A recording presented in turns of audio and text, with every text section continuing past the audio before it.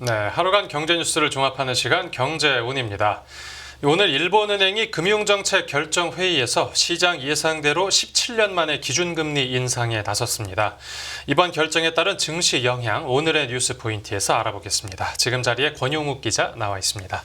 네, 어서 오십시오. 안녕하십니까? 네, 일본은행 통화정책회의 결과 구체적으로 어떻게 나왔습니까? 네, 일본은행이 17년 만에 금리를 인상하면서 마이너스 금리에서 빠져나왔습니다. 은행은 단기 금리를 당초 마이너스 0.1%에서 0과 0.1% 사이로 인상을 했고요. 그리고 장기 국채 금리를 인위적으로 상단을 막아서는 역할을 했던 이 수익률 곡선 제어 정책도 철폐한다고 발표를 했습니다. 은행은 마이너스 금리 정책과 수익률 곡선 제어 정책을 통한 질적이고 양적인 그 완화 정책이 그 역할을 다했다라고 진단을 했는데요. 네. 그러면서도 일본 경제와 물가의 극심한 불확실성이 상존을 하고 있다면서 현재로서는 완화적인 통화 환경을 유지할 것으로 예상한다라고 언급을 했습니다. 네, 17년 만에 인상이면 좀 결정이 금융시장에 미칠 영향도 클 것 같은데 어떤 영향을 미칠지도 짚어주시죠. 네, 일단 시장에 미치는 영향을 단기적인 부분과 그리고 중장기적인 부분으로 나눠서 생각을 해볼 필요가 있는데요. 네. 단기적으로는 시장의 반응이 좀 제한될 가능성이 있습니다. 그동안 관련 이슈를 가격이 선반영해 왔기 때문인데요. BOJ 결정과 관련해서 가장 민감하게 반응하는 외환시장을 한번 좀 주목할 필요가 있습니다. 네. 기본적으로 일본의 금리 인상 결정은 일본 엔화에는 강세 재료입니다. 달러엔 환율 기준으로 보면 하락하는 그런 요인인데 그동안 달러엔이 이번 결정을 대비해서 미리 많이 좀 빠져왔거든요. 그렇기 때문에 추가적인 하락은 제한될 가능성이 좀 큽니다. 특히 BOJ가 이번 금리 인상에 더해서 추가적인 금리 인상에 대해서 명확한 신호를 내놓지 않은 것으로 그렇게 평가될 경우에는 엔화가 강세가 아니라 오히려 약세로 돌아설 가능성도 있는데요. 실제로 오늘 BOJ가 완화적인 통화 환경을 앞으로도 유지하겠다라고 좀 밝히면서 엔화가 당장은 좀 약세 흐름을 보이고 있습니다. 네. 이런 경우에는 주식시장에 미치는 영향도 좀 당연히 제한될 것으로 보이는데요. 또 일본의 시중금리가 추가로 오르는 폭도 크지 않을 수가 있습니다. 단기적으로는요. 이 말은 곧 일본과 주요국의 이 금리 격차가 크게 줄어들지 않고 기존의 금리 격차가 대체로 좀 유지가 된다 이런 뜻이기 때문에 일본 투자자 입장에서는 일본 금리가 크게 오르지 않으면 높은 금리의 해외 자산을 팔아서 일본 자산으로 빨리 갈아탈 유인이 좀 떨어지게 됩니다. 그렇기 때문에 단기적으로는 해외 자산에 미치는 영향도 제한된다라고 볼 수 있겠습니다. 네, 그러니까 단기적으로는 증시에 미칠 영향이 제한적이라는 건데 이 중장기적으로 보면 어떻겠습니까? 네, 이 중장기적으로는 일본이 이제 금리 인상을 본격적으로 시작한다라고 좀 볼 수 있기 때문에 그에 따른 시장 움직임을 좀 유의 깊게 살펴봐야 되겠는데요. 네. 우선은 엔화는 결국에는 강세로 방향을 잡을 가능성이 큽니다. 이렇게 되면 일본 수출 기업에는 가격 경쟁력이 약해지는 부분이기 때문에 악재가 된다고 좀 볼 수가 있고요. 그리고 반대로 엔저 때문에 그동안 빛을 못했던 그러니까 한국과 중국의 수출 기업 같은 경우에는 호재가 될 수 있습니다. 특히 일본과 한국 그리고 일본과 중국의 수출 기업들 사이에서는 경쟁 관계가 주로 많이 형성이 되고 있거든요. 네. 특히나 이 한국 기업의 경우에는 엔저로 피가 컸던 반도체나 자동차, 조선업의 주가가 반등할 기회가 좀 열렸다라고 좀 볼 수 있겠습니다. 그리고 일본 투자자들 입장에서는 그동안에 낮았던 일본 자국 금리로 엔화를 쉽게 빌려서 금리가 높은 해외 자산에 좀 투자를 해왔는데 이런 투자 환경이 좀 빠르게 뒤바뀔 수가 있습니다. 이렇게 되면 해외 자산, 그러니까 일본을 제외한 해외 채권, 특히 미국 국채의 금리가 오를 수가 있는데요.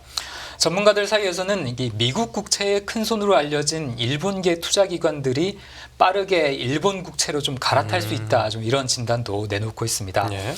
그러니까 중장기적으로 글로벌 채권 금리, 특히 미국 국채 금리가 상승할 수 있는 그런 부분이라고 볼 수 있겠습니다. 네, 이렇게 증시가 받을 영향, 국내 증시가 받을 영향까지 살펴봤고, 그런데 이제 그동안 일본 증시가 이제 고공행진하는 모습을 보이면서 투자자들 이목을 끌었는데, 이번에 통화정책 기조를 선회하기로 하면서 일본 증시 분위기 전반에도 어떤 변화가 있겠습니까?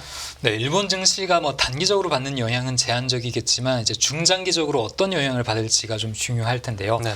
이 부분에 대해서는 좀 다소 상반된 시각이 동시에 좀 나오고 있습니다.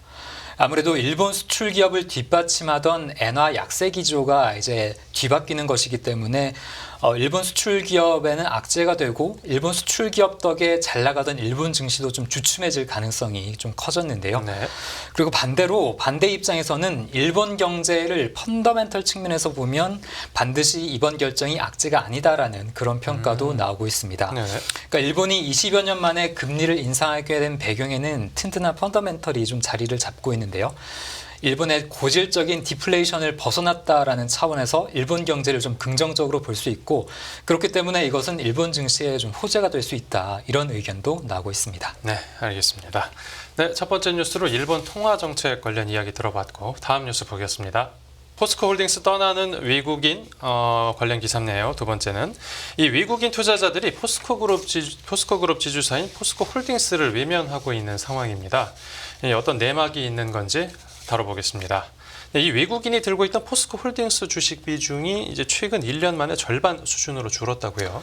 네, 그렇습니다. 포스코홀딩스라는 기업은 국내 시가총액 상위 10대 종목에 들 정도로 좀 규모가 큰 기업인데요. 그런데 외국인이 눈에 띄게 이 주식에서 발을 좀 빼고 있습니다. 네. 한국거래소에 따르면 포스코홀딩스의 외국인 지분율이 현재 약 28%로 집계가 됐는데요.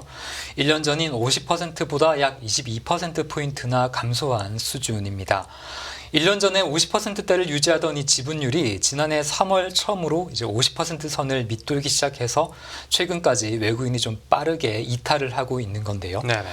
이렇게 국내 대기업에서 외국인 투자자가 빠르게 손절을 하는 게 일상적인 그런 경우는 아닙니다. 굉장히 좀 이례적인데 예. 시총 상위 10개 종목 가운데 지난 1년 동안 외국인 지분율이 20%포인트 넘게 급감한 곳은 이 포스코홀딩스가 유일했습니다. 이렇게 외국인 주주들이 갑작스럽게 포스코홀딩스를 떠나는 이유는 뭡니까? 네, 뭐 간단하게 말해서 기후 리스크 때문인데요. 예.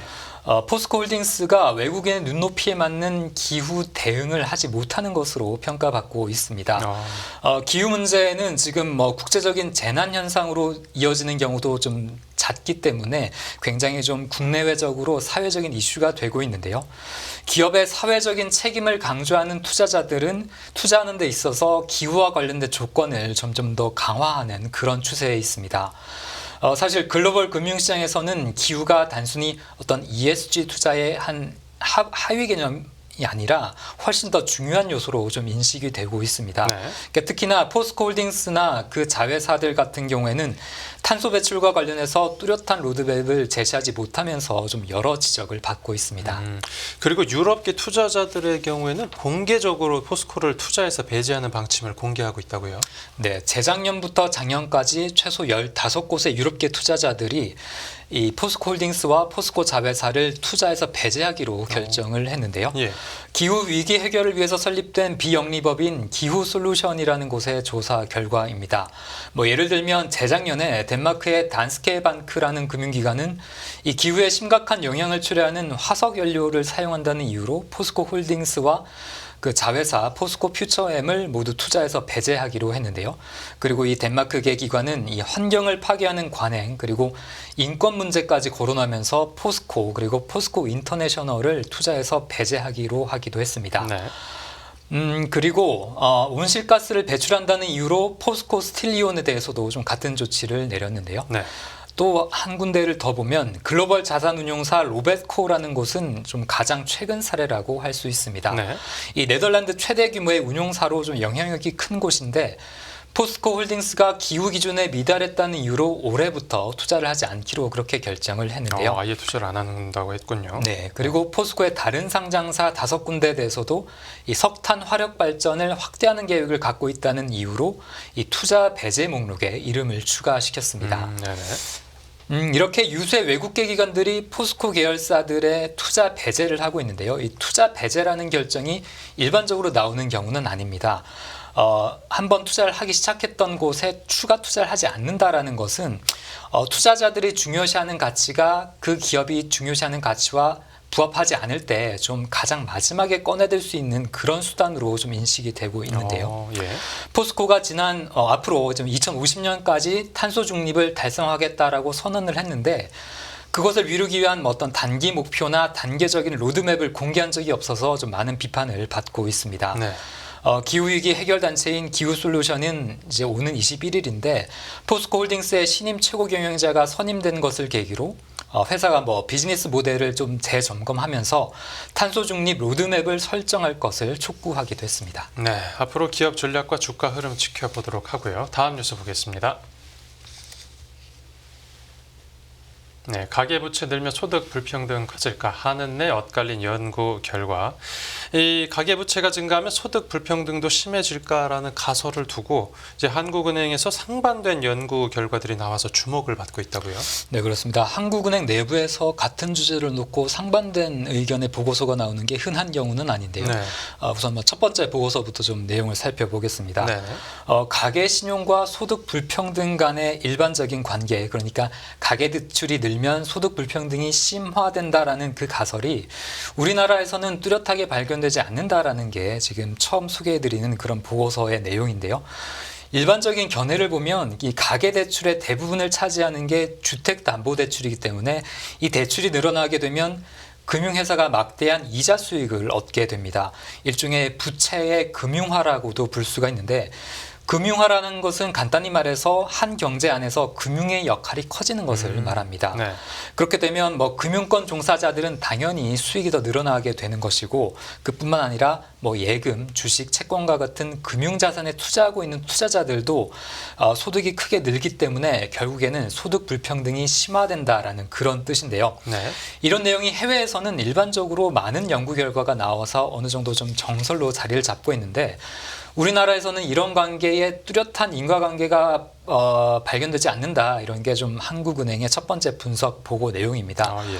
그러니까 금융화를 말씀드렸는데 우리나라 같은 경우에는 이런 금융 중심화, 금융 심화의 정도가 선진국에 비해서 좀 강하지 않다라는 그런 분석인데요. 네. 이번 보고서는 지난해 6월에 작성이 됐는데 이제 지난달에야 외부에 처음으로 공개가 됐습니다. 그러니까 첫 번째 보고서에선 이제 가계부채와 소득 불평등이 관계가 없다라는 게 결론이었고 다른 보고서에는 어떤 내용이 담겼습니까? 네, 한국은행은 이제 다른 저자들의 이름으로 지난해 11월에 이 우리나라의 가계부채와 소득 불평등이라는 보고서를 또 발표를 했는데요. 네. 이 보고서는 부동산을 취득하는 용도로 주로 가계부채가 발생하는 것을 고려하면 가계부채의 증가가 소득 불평등을 확대하는 요인이 될 수 있다라고 그렇게 진단을 했습니다. 그러니까 아무래도 저소득 가계보다는 고소득 가계가 신규 대출을 활발히 일으켜서 부동산을 취득하는 게 용이해지기 때문인데요. 당연히 부동산 가격이 오르면 그에 따른 소득 불평등이 심화된다라는 이런 내용입니다. 그러니까 이번 보고서는 그 가계대출 급증을 막으려는 LTV나 DSR 같은 현행 대출 규제 속에서는 부동산 취득을 하기 위해서 부채를 일으키는 게 고소득층에 주로 몰릴 수밖에 없고 이렇게 되면 고소득층 중심으로 늘어나는 가계부채가 결국에 소득 불평등을 더욱 키울 수 있다. 이렇게 좀 결론을 내리고 있습니다. 네, 알겠습니다. 오늘 뉴스 포인트는 여기서 정리하겠습니다. 잘 들었습니다. 감사합니다.